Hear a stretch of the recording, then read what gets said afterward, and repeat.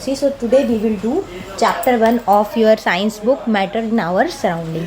सबसे पहले इसमें बात हो रही है मैटर की। मैटर इन आवर सराउंडिंग, हमारी सराउंडिंग में जितनी भी चीज़ें हैं मैटर से बनी है। जैसे चेयर है जिस पर हम बैठते हैं वो भी किसी प्लास्टिक से बनी है, तो वो प्लास्टिक क्या है? मैटर, पदार्थ।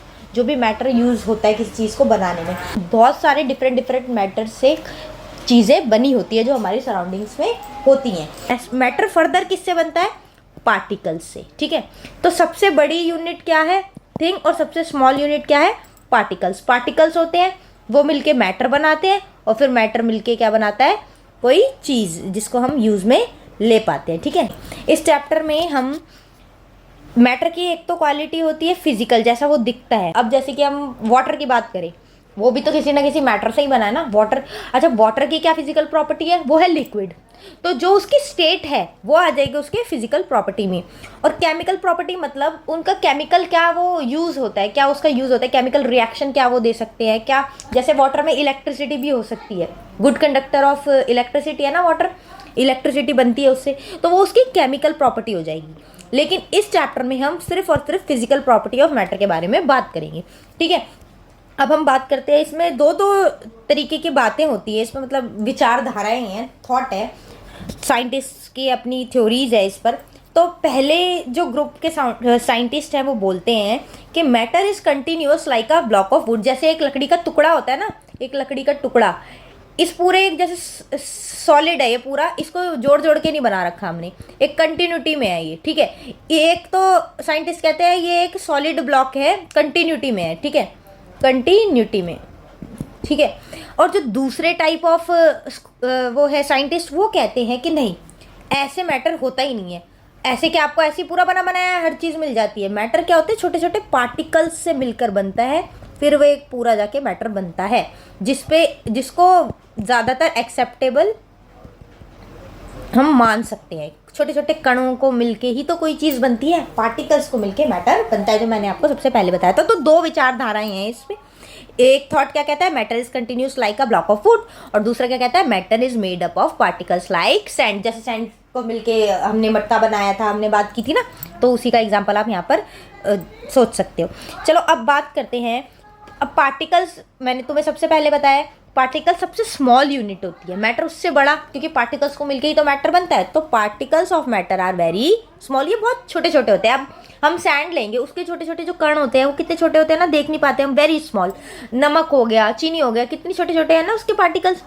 अब ओवरऑल तो उसको हम नमक बोलेंगे ना, लेकिन जो उसको एक उसका दाना जो होता है वो तो पार्टिकल है ना उसका, तो बहुत सारे पार्टिकल्स से मिलके ही तो पूरा ओवरऑल नमक बनता है। ठीक है, तो particles of matter are very small.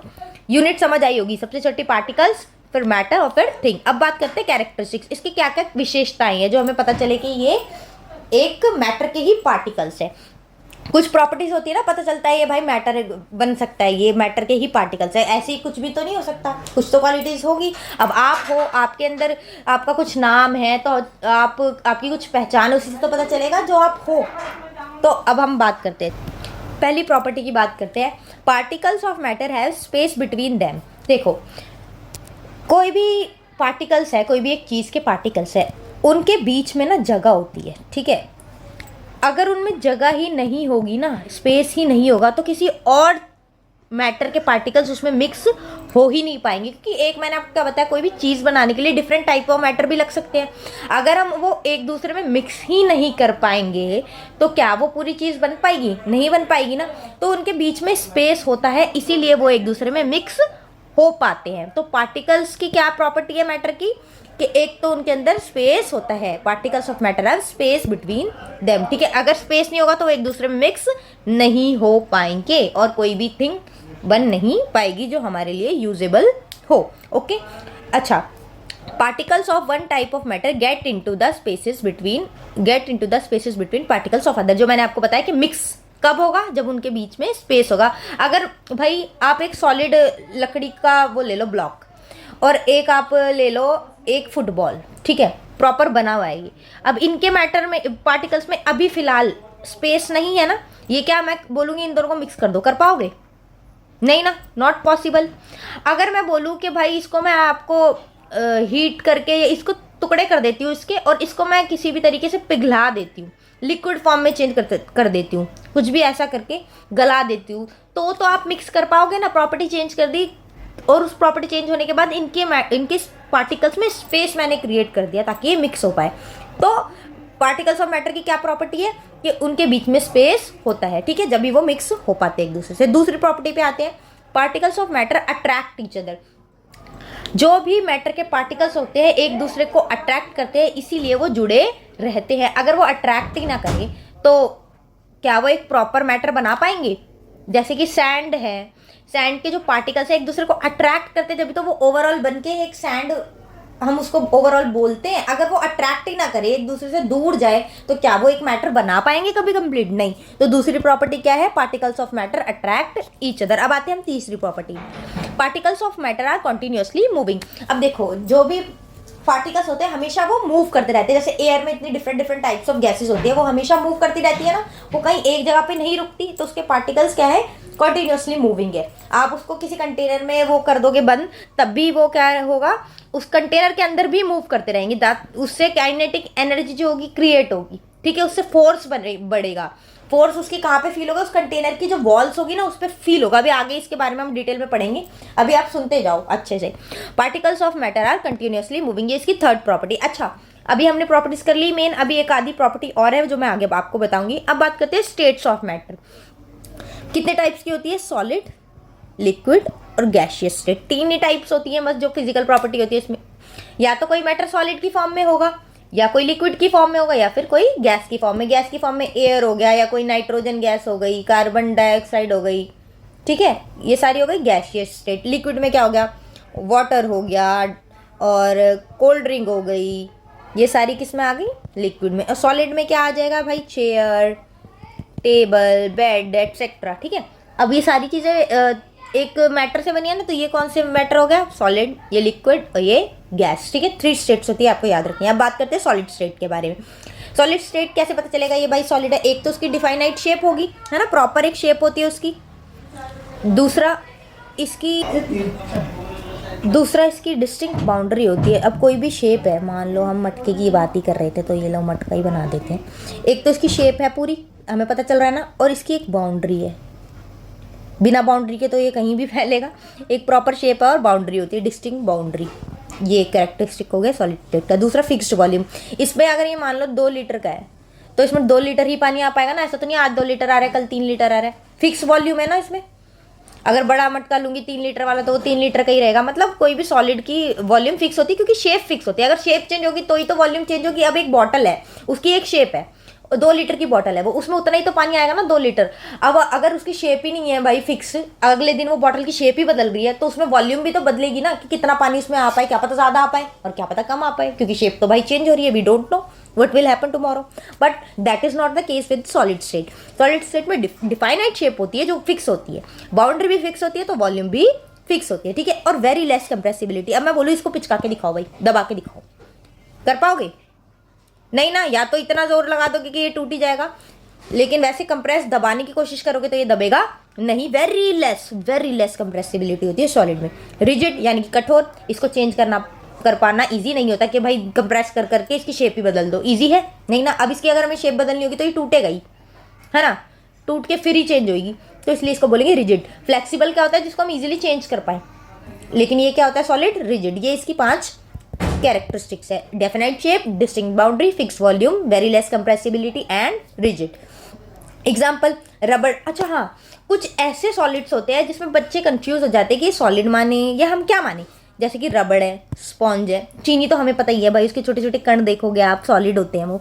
Salt crystals है ना, जो सॉल्ट के पार्टिकल्स होते हैं, ये भी सॉलिड है। उसको पास में देखोगे ना, गीली गीली सी तो कुछ है नहीं ना, लिक्विड तो नहीं है वो भाई, सॉलिड है। उसके कण पार्टिकल्स आप देख पाते हो, डेफिनाइट शेप है उनकी, है ना। तो अब बात करते हैं हम रबड़ की। अब देखो, रबड़ band changes it shapes when force is applied, but it regains the same shape when force is removed. एक रबड़ बैंड है, ठीक है, अगर हम उस पर दबाव डालेंगे, फोर्स डालेंगे, उसको हम खींच सकते हैं ना, एक्सपैंड कर सकते हैं हम उसको, है ना, जितना मर्जी चाहे खींच लो। लेकिन जैसे ही वो फोर्स हट गई, वो रबड़ बैंड वापस से अपनी ओरिजिनल शेप में आ जाएगा। अब इसकी शेप चेंज नहीं हो रही ना, फोर्स हटते ही वापस ओरिजिनल पे आ रहा है, जो ओरिजिनल शेप मेंटेन रहती है, इसलिए हम इसको क्या बोलेंगे? सॉलिड। तो rubber band is a solid. Question है इस पे कि रबर बैंड क्या सॉलिड है या नहीं है, अगर है तो क्यों है, तो हम बोलेंगे yes rubber band is solid because it changes shape when force is applied but it regains the same shape when force is removed। मतलब ये अपनी शेप तो चेंज करता है जब फोर्स इस पे अप्लाई करते हैं हम, लेकिन ये वापस अपनी शेप में आ जाता है जब फोर्स हम रिमूव कर देते हैं। तो रबर बैंड क्या है, सॉलिड है।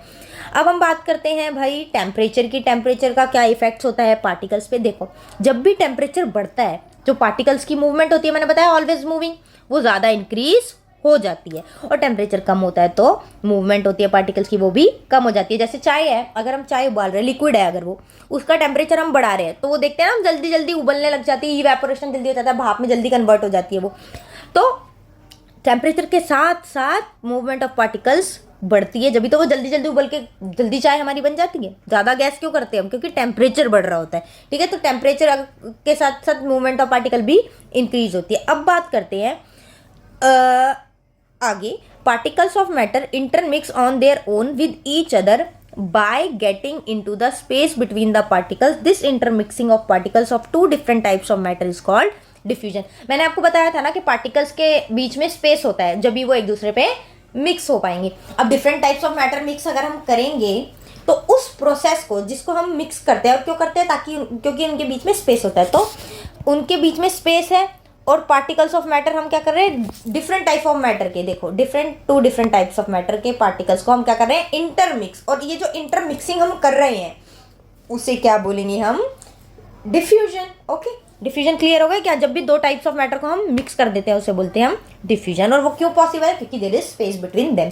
अच्छा, अब देखो इंटरमिक्सिंग भी कुछ, मैंने आपको क्या बताया था, अभी फुटबॉल और एक वुड ब्लॉक को मिक्स करने के लिए बोला था, वो पॉसिबल नहीं होता। लेकिन अगर मैंने बोला था मैं पिघला दूँ उसको, अगर क्योंकि मैं टेम्परेचर बढ़ा दूंगी तो हीट से वो उनकी स्टेट चेंज हो जाएगी, लिक्विड हो जाएगा। तो अगर हीट बढ़ाएंगे तो डिफ्यूजन भी जल्दी हो सकती है, मतलब इंटरमिक्सिंग भी जल्दी हो सकती है। कई बार हमें चाय बनानी है, अब चाय के अंदर दूध भी डल रहा है, चीनी भी डल रही है, डिफरेंट टाइप्स ऑफ मैटर डाल रहे हैं ना, दूध भी है, चीनी भी है और चाय पत्ती भी है, 3 अलग अलग मैटर है। ठीक है, अब इन तीनों को हमें मिक्स करना है, तो हम मिक्स करने के लिए क्या करते हैं, उसके नीचे टेम्परेचर बढ़ाने के लिए गैस जला देते हैं। अब वो हीटिंग हो रही है उसकी, जैसे जैसे हीटिंग बढ़ती जाएगी वैसे वैसे मिक्सिंग भी ज़्यादा तेज होती जाएगी। और उस इंटरमिक्सिंग, क्योंकि different types of matter mix हो रहे हैं, तो उसे हम क्या बोलेंगे, डिफ्यूजन।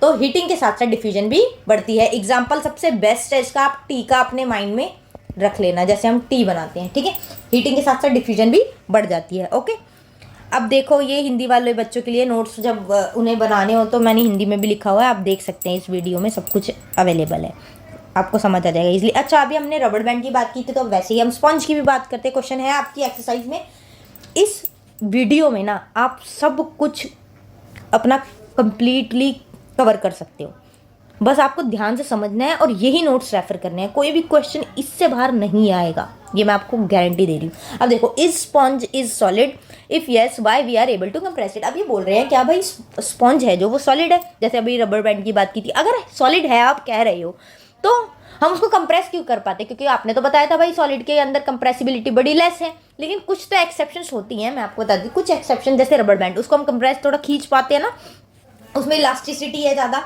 अब स्पॉन्ज में कंप्रेसिबिलिटी है, देखते हैं ना स्पॉन्ज को दबा सकते हैं हम आराम से, और जैसी, अच्छा क्यों दबा सकते हैं, अब हम ये पढ़ते हैं। देखो, yes sponge is solid yet we are able to compress it. हाँ भाई स्पॉन्ज सॉलिड है लेकिन हम उसको फिर भी कंप्रेस कर पाते हैं, क्यों, because it has minute holes, because उसके अंदर छोटे छोटे होल्स होते हैं, इन विच एयर इज ट्रैप्ड, जिसके अंदर क्या हो जाती है, हवा भर जाती है। ठीक है, जब हम उन्हें नहीं दबा रहे होते ना तो उनके अंदर स्पेस में ना हवा भर जाती है, जिससे वो फूला रहता है। और जैसे हम दबा देते हैं, उसको प्रेस कर देते हैं, when we press it the air comes out of the holes, air उसके बाहर आ जाती है और वो पिचक जाता है। और फिर जैसे हम हाथ हटा लेते हैं उस पे से तो वापस से एयर फिल हो जाती है और वो वापस अपनी शेप रीगेन कर लेता है। अब जब शेप रीगेन हो गई और फिक्स शेप हो गई तो वो सॉलिड कहलाएगा। ठीक है, yes sponge is solid. Okay, इसका आंसर आप देख सकते हैं आराम से। अब हम बात करते हैं लिक्विड स्टेट की। लिक्विड स्टेट के क्या क्या कैरेक्टरिस्टिक्स है। देखो, लिक्विड स्टेट की वाटर की कोई फिक्स शेप नहीं होती भाई, जिस कंटेनर में आप डालोगे उस शेप का वो हो जाएगा। इसकी शेप भी चेंज हो सकती है क्योंकि इसकी कोई फिक्स शेप नहीं होती, फिक्स वॉल्यूम। हाँ भाई, वॉल्यूम तो फिक्स होती है, अगर 2 लीटर पानी है तो 2 लीटर रहेगा, ऐसा नहीं है वो 3 लीटर अपने आप ही रातों रात बदल गया। तो लिक्विड की शेप भी फिक्स्ड, शेप फिक्स्ड नहीं होती बट वॉल्यूम उसकी फिक्स्ड होती है। फ्लूइड मतलब तरल है ना, ये लिक्विड है, एक जगह से दूसरी जगह जा सकता है, फ्लो कर सकता है, फ्लो, तो फ्लूइड है ये, ठीक है। एक ये इसकी प्रॉपर्टी। क्या सॉलिड फ्लूइड हो सकता है? नहीं, वो थोड़े ना तरल है, फ्लूइड नहीं है सॉलिड, लिक्विड ही फ्लूइड होता है, ठीक है। अब क्या रिजिड है ये? रिजिड कौन से होते हैं? जो भाई बिल्कुल इजीली चेंज नहीं हो पाते, जैसे कि सॉलिड रिजिड है। क्या लिक्विड भी रिजिड है? नहीं, नॉट रिजिड, ये फ्लूइड है, इसको हम किसी भी शेप में डाल सकते हैं, ठीक है। रिजिड अगर है कोई चीज़ तो उसको नहीं डाल सकते, इसलिए सॉलिड को रिजिड बोला जाता है। अच्छा, लिक्विड्स फ्लो क्यों? लिक्विड फ्लो कर सकते हैं ना, नदियाँ बहती हैं, क्यों? क्योंकि वो फ्लूइड होती हैं। अगर वो फ्लूइड प्रॉपर्टी ना हो तो वो फ्लो कर ही ना पाए, ठीक है। ये सारे कैरेक्टरिस्टिक्स हैं लिक्विड के। अब लिक्विड से रिलेटेड क्वेश्चंस करते हैं। Y liquid is called fluid? क्यों इसे भाई फ्लूइड कहते हैं हम? देखो, लिक्विड फ्लो, क्योंकि ये फ्लो कर पाते हैं, इनकी शेप चेंज हो जाती है और वो रिजिड नहीं है, एक फिक्स नहीं है, उसको हम चेंज कर सकते हैं। देखो, liquid flow and change shape, so they are not rigid but can be called fluid. Liquids flow and change shape, so they are not rigid and can be called fluid. हाँ, क्योंकि shape change हो जाती है, flow कर पाते हैं, इसलिए हम इनको फ्लूइड कहते हैं। अब बात आती है गैसियस स्टेट की। ओके, अब भाई गैसियस, अच्छा, जब भी बात कंप्रेसिबिलिटी की आती है, सबसे ज़्यादा किस में होती है बताओ आप? दबा सबसे ज़्यादा किसको सकते हो आप? सॉलिड को, लिक्विड को, या गैस को? मैं आपको बता देती हूँ, सबसे ज़्यादा कंप्रेशन होता है गैस में, मोस्ट वेरी हाई, और सबसे कम होता है सॉलिड में। सॉलिड को सबसे कम पिच का पाते हैं ना, लिक्विड में मीडियम लेवल का, मॉडरेट। तो कंप्रेशन सबसे ज़्यादा किस में होगा? सॉलिड में सबसे ज़्यादा, लिक्विड में उससे थोड़ा सा कम, ओ सॉरी, सॉलिड में सबसे कम, लिक्विड में थोड़ा मीडियम, और गैस में सबसे ज़्यादा कंप्रेसिबिलिटी होती है। अभी इसके और आराम से समझाऊंगी, एग्जांपल देके ज़्यादा समझ में आएगा आपको। देखो, गैसियस स्टेट की बात हो रही है, compression very high in gas state, moderate in liquid state, और very less in solid state. सबसे ज़्यादा गैस में, मॉडरेट है लिक्विड में, और सॉलिड में वेरी लेस। अच्छा, गैस में कंप्रेशन ज़्यादा है, उसको हम दबा सकते हैं, इसीलिए इतनी ज़्यादा अमाउंट की गैस हम छोटे से सिलेंडर में वो बंद कर सकते हैं, जैसे सीएनजी सिलेंडर, एलपीजी सिलेंडर, है ना। अगर उसके अंदर कंप्रेसिबिलिटी ना हो तो क्या हम उसको एक कंटेनर में कैच कर पाएंगे? नहीं ना, उसको दबा सकते हैं, इसीलिए तो वो हाई कंप्रेशन है, जब भी तो हो पाता है, हम कैरी कर पाते हैं, ट्रांसपोर्ट भी इजीली कर पाते हैं। अब मैं बोल दूँ तुम्हें बहुत बड़ी सॉलिड चीज़ है, उसको कंप्रेस करके यहाँ ले आओ घर को, मैं बोलूँ ये घर उठा के वहाँ ले आओ, पॉसिबल है? नहीं, क्योंकि सॉलिड की तो कंप्रेसिबिलिटी बहुत कम है भाई। अगर मैं बोल दूँ भाई अपनी क्या कहते हैं 2 लीटर पानी उठा कर ले आओ, तो वो आप कैरी कर पाते हो, क्योंकि उसमें थोड़ी बहुत कंप्रेसिबिलिटी है, आप वो लेके आ सकते हो। ज़्यादा अमाउंट नहीं लेके आ पाओगे, उसके लिए बड़ा ही कंटेनर लगेगा, लेकिन आप लेकर तो आ पाओगे ना। तो सॉलिड को बहुत कम कंप्रेसिबिलिटी है, लिक्विड में थोड़ी सी है, इसलिए आप उसको ट्रांसपोर्ट भी कर पाते हो, और गैस में सबसे ज़्यादा, इसलिए बहुत ज़्यादा सिलेंडर, बड़े सिलेंडर भी आप कैरी कर पाते हो, ठीक है। और उसमें सबसे बड़ी बात, जितना बड़ा कंटेनर होगा ना सिलेंडर, उससे कहीं ज़्यादा कंप्रेसिबिलिटी, कहीं ज़्यादा अमाउंट की गैस उसके अंदर आ जाएगी। जैसे कि छोटा सा इतना सा सिलेंडर है और उसके अंदर गैस बहुत सारी भरी होगी, वो पता नहीं कितने महीनों तक चल जाती है। क्यों? क्योंकि कंप्रेसिबिलिटी हाई है, ज़्यादा गैस हम छोटे से सिलेंडर में रख पाते हैं। अच्छा देखो, यही जो मैंने आपको बात बताई है, due to high compression of gas, large volume of gas can be compressed into a small cylinder and transported easily, इसलिए हम इसको इजीली ट्रांसपोर्ट भी कर पाते हैं। Due to high speed of particles and large space between them, gases show the property of diffusion into other gases very fast. अच्छा देखो, diffusion आपको पता ही है, मिक्सिंग हो जाती है जब दो मैटर्स की। अब ये भी मैंने आपको बताया था कि पार्टिकल्स ऑलवेज मूविंग, हमेशा मूव करते रहते हैं, तो कंप्रेसिबिलिटी ज़्यादा है। और गैस की पता है, सॉलिड, ये सॉलिड है, ये लिक्विड है, और ये गैस है। आप ये समझो, ये ऐसे समझाने के लिए समझा रही हूँ। सॉलिड में ना पता है जो पार्टिकल्स होते हैं थोड़ा ना बहुत पास होते हैं एक दूसरे के, स्पेस तो होता है पर बहुत पास होते हैं, इसलिए तो सॉलिड मेंटेन रहती है शेप। लिक्विड में थोड़ा दूर होते हैं इसके पार्टिकल्स, ठीक है, और गैस में बहुत ज़्यादा दूर होते हैं। इसीलिए इसमें मिक्स करना थोड़ा मुश्किल होता है, इसमें थोड़ा इजी और इसमें सबसे ज़्यादा इजी। अब ये देखो, यही बात है सेकंड पॉइंट में, due to high speed of particles and large space between them, large space है ना, gas show the property of diffusion into other gases very fast. अब इसके अंदर डिफ्यूजन ज़्यादा होगी जल्दी, इसमें होगी, जिसमें ज़्यादा स्पेस होगा उसी में तो ज़्यादा जल्दी मिक्सिंग होगी ना। तो डिफ्यूजन किस में ज़्यादा होता है? गैसेस में, जब भी तो वो एक गैस दूसरी गैस में जल्दी से मिक्स हो जाती है। हम पता भी नहीं कर पाते कोई गैस लीक होगी कितनी जल्दी वो इन्वायरमेंट में मिक्स हो जाती है ना। तो क्यों? क्योंकि उसकी कंप्रेसिबिलिटी हाई है और स्पीड ऑफ पार्टिकल्स जो है वो ज़्यादा है, लार्ज स्पेस है उनके पार्टिकल्स में, इसलिए, ठीक है। अब तीसरे पॉइंट पे आते हैं। Because of these particles of aroma. अच्छा, यही रीज़न है कि अगर कोई खाना बन रहा है, उसकी जो खुशबू है जल्दी से हमारी एयर में जो भी है मिक्स हो जाती है और हमारे तक, किचन से हम तक जहाँ भी हम बैठे हैं वहाँ जल्दी से पहुँच जाती है। गरम गरम खाना पक रहा होता है, कहीं पे मैगी बन रही है, तो हमें जल्दी से पता चल जाता है कोई मैगी बना रहा है भाई। कैसे पता चलती है? क्यों? क्योंकि वो जो अरोमा है वो तो गैस की फॉर्म में ही है ना। अब सॉलिड में थोड़ी खुशबू होती है, खुशबू को आप देख थोड़ी पाते हो, गैसियस फॉर्म में होती है ना वो, तो भाई हवा में मिक्स हो रही है वो गैस। अब अरोमा जल्दी से एयर में मिक्स हो रहा है और उसके पार्टिकल्स हमारे पास जल्दी आ रहे हैं। इस पर ना पता है आपको क्वेश्चन है ये कि किचन से जो खाना बन रहा होता है उसकी स्मेल हमारे पास जल्दी से क्यों पहुंच जाती है और ठंडी चीज़ की क्यों नहीं पहुंचती, ये मैं आपको समझाऊंगी अभी आगे। इस पर पर्टिकुलर क्वेश्चन भी है और एग्जाम में बहुत आता है ये क्वेश्चन। देखो, जब खाना पक रहा होता है, मैंने तुम्हें बताया हीट ज़्यादा होती है तो डिफ्यूजन जल्दी होगी। अब खाना हीट हम ज़्यादा करेंगे तो खाना भी जल्दी जल्दी बनेगा, और जो उसका जो भाप होगी, जो इवेपोरेशन प्रोसेस है, देखो जब भी लिक्विड भाप में बदलता है ना तो इवेपोरेशन होता है। तो जैसे ही वो उसकी खुशबू, गैस जो होती है खुशबू वाली, वो एयर में मिक्स होगी और वो जल्दी होगी क्योंकि गैस है, तो वो जल्दी से हमारे पास आ जाती है, ट्रैवल करती है और हमसे भी दूर दूर तक ट्रैवल कर सकती है। जरूरी नहीं है कि हम यार साथ वाले घर में भी पता चल जाएगा कि यहाँ पे क्या बन रहा है। कुछ कुछ अरोमाज इतनी स्ट्रांग होती है। अच्छा, और वहीं हम बात कर ले कोई ठंडी चीज़ की, लेकिन वो ठंडी चीज़ की हमें उसके पास जाएंगे ना तब हमें ज़्यादा उसकी स्मेल आएगी, रैदर देन दूर से थोड़ा ना पता चलेगा हमारे घर में आइसक्रीम खा रहा है कोई, या है ना, बट हलवा बन रहा है ये पता चल जाएगा भाई। क्यों? क्योंकि हीट उसमें ज़्यादा है और इसका जो गैस, इसकी तो अंदर हीट है ही नहीं, आइसक्रीम तो बिल्कुल कोल्ड है, तो इसके जो गैस, इसके जो फ्रेगनेंस है वो ज़्यादा जल्दी दूर तक ट्रांसपोर्ट नहीं कर पा रही है। ठीक है,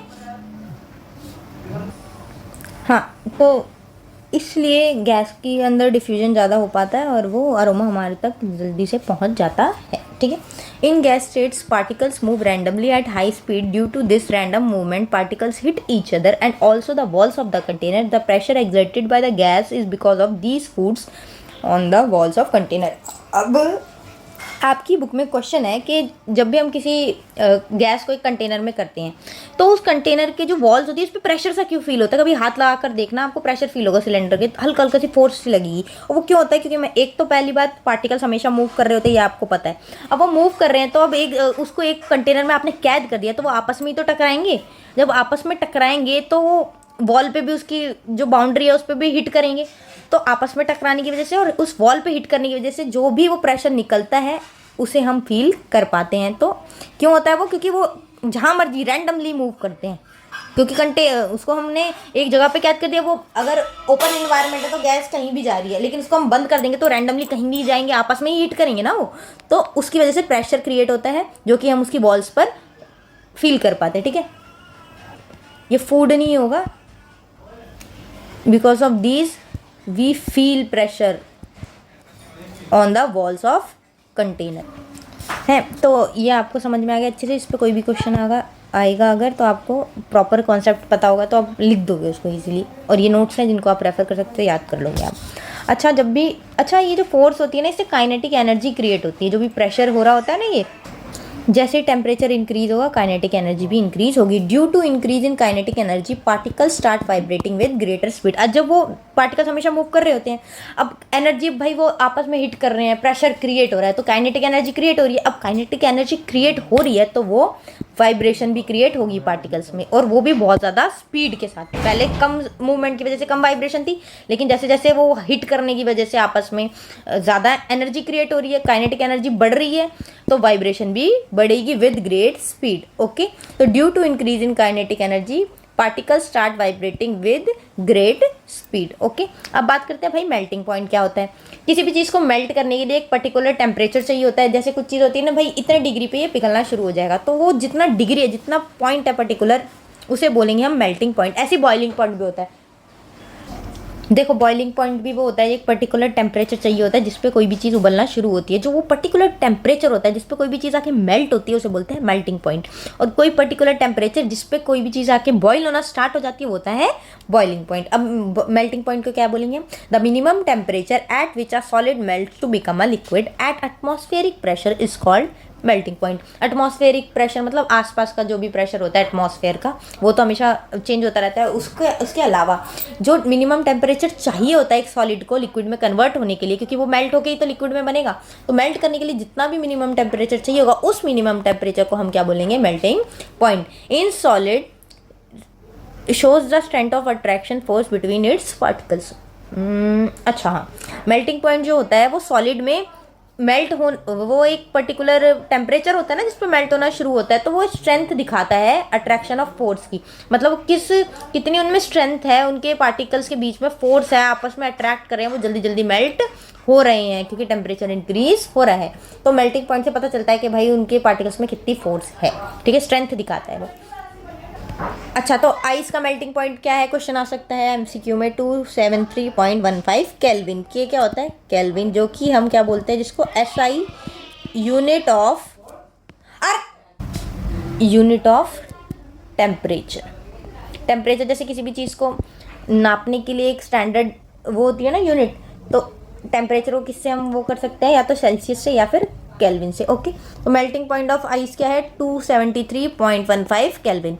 अच्छा, सॉलिड मेल्ट होता है लिक्विड में, जो भी ये प्रोसेस होता है जब कोई भी सॉलिड लिक्विड में कन्वर्ट होता है मेल्ट होकर, उसे क्या बोलेंगे हम, फ्यूजन। ओके, क्वेश्चन आता है what is fusion, when solids melt into liquid this process is called fusion. Okay, melting point हमने समझ लिया, फ्यूजन हमने समझ लिया, अब हम समझते हैं लेटेंट हीट क्या होती है, जो कि हिडन हीट भी हम बोलते हैं। अच्छा, the amount of heat energy required to change 1 kg of solid into liquid at atmospheric pressure at its melting point is known as latent heat. अच्छा, हमें पता है एक पर्टिकुलर टेम्परेचर चाहिए भाई सॉलिड को लिक्विड में बदलने के लिए। अब जो एनर्जी वो क्रिएट करेगा, जितनी हीट उसे चाहिए, अब टेम्परेचर कोई हीट ही तो क्रिएट कर रहा है ना, जो हीट अमाउंट ऑफ एनर्जी चाहिए हमें लिक्विड में बदलने के लिए एक सॉलिड को, उस अमाउंट ऑफ हीट एनर्जी को हम क्या बोल देंगे, लेटेंट हीट। ओके, अच्छा, लेटेंट उसको हम क्या बोलेंगे, लेटेंट हीट। अब ये तो पता ही है हमें, लेटेंट हीट जहाँ भी होगी वहाँ फ्यूजन हो रहा होगा ना, कोई भी सॉलिड कन्वर्ट हो रहा होगा लिक्विड में, वही तो लेटेंट हीट क्रिएट होगी। तो लेटेंट हीट ये क्या है, amount of heat energy required to change 1 kg of solid into liquid at atmospheric pressure at its melting point is known as latent heat of fusion. Fusion की latent heat क्या होती है, जो energy हमें heat energy चाहिए होती है किसी भी सॉलिड को कन्वर्ट होने में, फ्यूजन का मतलब भी वही होता है ना, तो इसलिए बोला है वो उसकी लेटेंट हीट होती है। अब सबसे इंपॉर्टेंट इसमें न्यूमेरिकल्स आते हैं, ये आपको समझना है। देखो क्वेश्चन आ जाएगा, इतने सेल्सियस को इसमें केल्विन में कन्वर्ट करो या केल्विन को सेल्सियस में चेंज करो।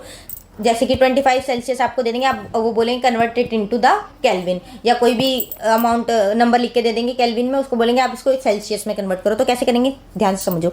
जब भी सेल्सियस से हमें केल्विन पे जाना होगा ना, तो 273 उसमें प्लस कर देंगे, ठीक है।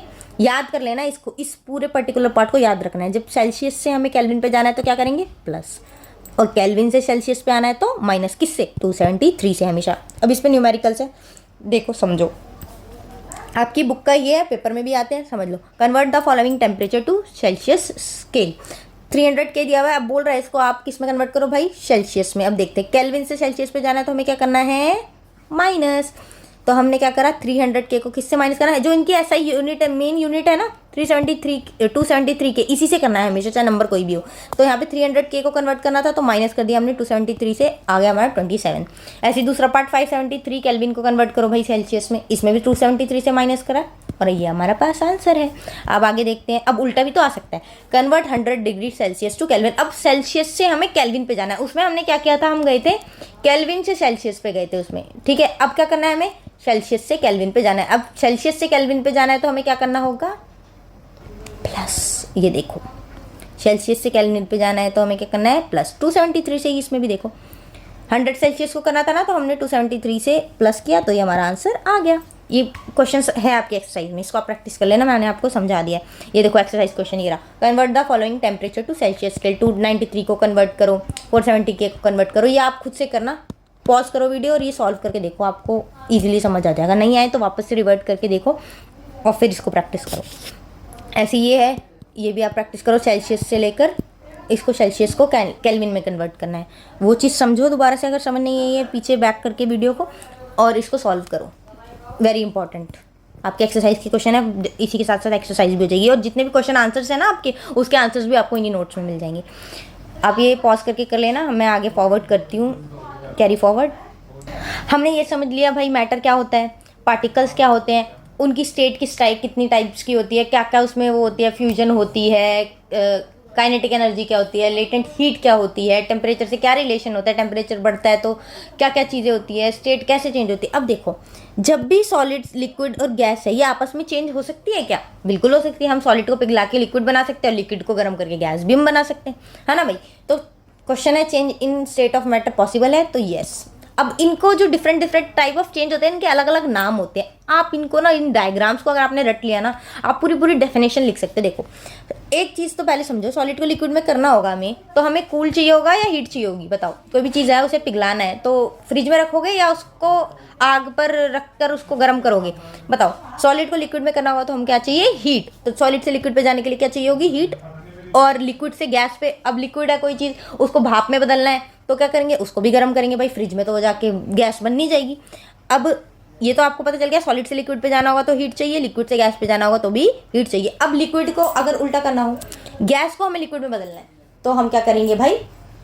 कूल करेंगे, इसको ठंडा करेंगे तो वो लिक्विड में बदल जाएगा। जैसे कि ठंडा ग्लास होता है, अब ठंडे ग्लास पे पता है साइड में देखेंगे बूंदे दिख रही होती है, वो पता है क्यों दिखती है? क्योंकि जो गैस इन्वायरमेंट में होती है ना, हमारे एटमॉस्फेयर में, वो अट्रैक्ट कर रहा होता है वो ग्लास, और वो जो ग्लास गैस वेपर होता है वो उस पर आकर, उस पर चिपक कर, अट्रैक्ट होकर वो लिक्विड में चेंज हो जाता है, क्योंकि कूल होता है वो। ठीक है, तो गैस को लिक्विड में करना होगा तो कूल चाहिए होगा उसको, और लिक्विड को सॉलिड में करना होगा, जैसे कि कोई भी चीज़ हमें जमानी है तो हम फ्रिज में रखते हैं ना, ताकि वो सॉलिड में कन्वर्ट हो जाए। जैसे पानी को हम रख देते हैं आइस क्यूब्स बनाने के लिए, वो क्यों होती है? क्योंकि कूल हम उसको प्रोवाइड करते हैं। ठीक है, तो लिक्विड से सॉलिड पे जाना होगा तो कूल। ठीक है, ये अच्छे से ये रट लेना, बहुत इंपॉर्टेंट है कॉन्सेप्ट समझने के लिए। अब आगे बात करते हैं प्रोसेस डीपली, इसको समझते हैं। जब inter conversion of states of matter होती है तो मतलब आपस में चेंजेस होते हैं। तो देखो, जब भी सॉलिड से लिक्विड पे हम जाएंगे, कोई भी चीज़ को सॉलिड से लिक्विड में कन्वर्ट करेंगे तो उसे हम बोलेंगे फ्यूजन। जैसे कि अभी मैंने बताया था ना, आगे ऊपर बताया था फ्यूजन क्या होती है। जब भी सॉलिड से कोई भी चीज़ लिक्विड में चेंज हो रही होती है उसको क्या बोलेंगे हम? फ्यूजन। ओके, अब उल्टा कर दो, अगर लिक्विड से कोई चीज़ सॉलिड बन रही है, जैसे कि आइस क्यूब, ठीक है, और यहाँ पे क्या बन रहा है? आइसक्रीम मेल्ट हो रही है, ठीक है, तो हो रही है फ्यूजन। और आइस क्यूब बन रही है, water will become ice cube, तो वो हो रही है सॉलिडिफिकेशन। नाम में ही है, कोई भी चीज़ सॉलिड बन रही है, सॉलिडिफिकेशन हो रही है उसकी। ठीक है, देखो, जब भी सॉलिड लिक्विड में जा रहा है, बन रहा है, कन्वर्ट हो रहा है तो फ्यूजन, और लिक्विड सॉलिड में जा रहा है तो सॉलिडिफिकेशन। कोई भी लिक्विड हम सॉलिड बना रहे हैं उसको कोल्ड करके।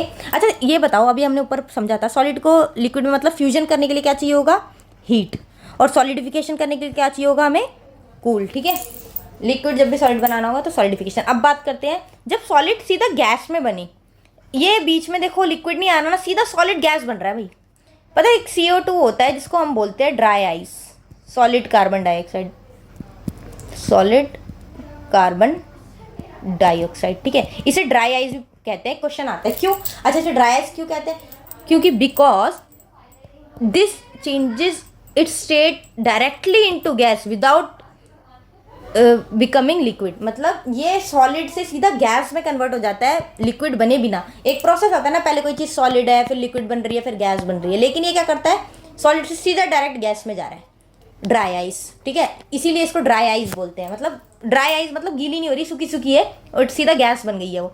तो CO2 को हम क्या बोलते हैं? Dry ice. ठीक है, ये इंपॉर्टेंट है, क्वेश्चन आता है इस पर। क्यों बोलते हैं? क्योंकि ये सॉलिड से डायरेक्ट गैस में कन्वर्ट हो जाते हैं, और ये जो सॉलिड से डायरेक्ट गैस में कन्वर्ट हो रहे हैं ना, इस प्रोसेस को बोलेंगे हम सब्लिमेशन। एग्जांपल भी मैंने आपको दे दिया इसका, CO2। ठीक है, ड्राई आइस जिसे बोलते हैं। सब्लिमेशन समझ आ गया क्या होता है? सॉलिड से डायरेक्टली जब गैस में जा रहे हैं तो उसे बोलेंगे हम सब्लिमेशन।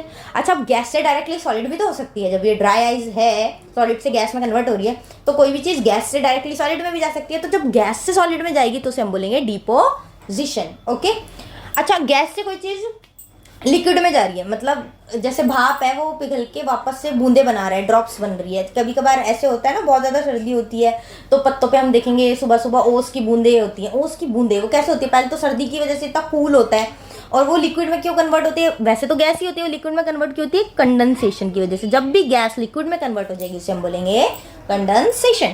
अच्छा, अब कोई चीज़ हम उबाल रहे हैं, चाय उबल रही है, उसका अरोमा जो आ रहा है, मतलब स्मेल जो आ रही है, वो तो एयर बन रही है ना, एयर बन के तो हमारे पास उसका अरोमा आता है। तो जो लिक्विड गैस में कन्वर्ट हो रहा है ना, जो चाय गैस में उसकी अरोमा मिक्स हो रही है, अरोमा बना रहा है, लिक्विड जब भी गैस में कन्वर्ट होगा उसे बोलेंगे हम वेपराइजेशन। वेपराइजेशन को हम इवेपोरेशन भी बोलते हैं। ठीक है, इसकी डेफिनेशन भी आ गया, हम करते जल्दी खत्म करते हैं इसको।